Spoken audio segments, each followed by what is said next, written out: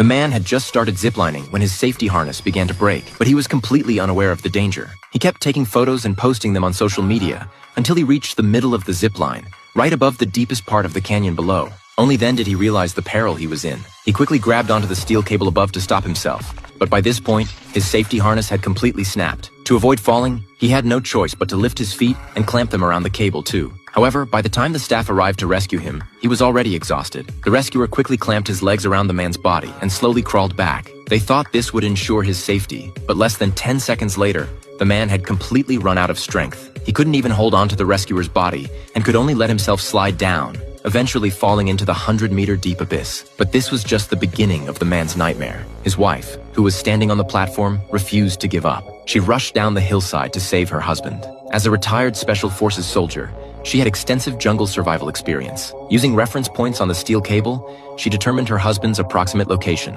and then called his phone. Hearing the ringtone, Lisa quickly found her barely conscious husband. By this time, the ambulance called by the staff had also arrived. Strangely, however, the paramedics stopped Lisa from accompanying her husband. Not wanting to delay the rescue, Lisa had no choice but to follow their arrangements. She got on a motorcycle and closely followed the ambulance. But just as they were about to reach the hospital, an SUV suddenly emerged from the roadside. Lisa couldn't dodge in time and fell to the ground, losing track of the ambulance as a result. What she didn't know was that all of this was deliberately orchestrated. When Lisa arrived at the hospital, the nurse at the front desk said there was no ambulance bringing her husband at all. Lisa thought she had gone to the wrong hospital, so she checked several nearby hospitals, but the result was the same. The ambulance had vanished into thin air. Lisa hurried to the police station to report the incident. After learning about what had happened, the police chief thought they could start by looking for clues at the zipline site. Unexpectedly, the staff there seemed very uneasy and claimed they had never seen Lisa and her husband, even though he had enthusiastically received them just the day before. Lisa was furious and wished she could tear him to shreds on the spot. With no clues to be found,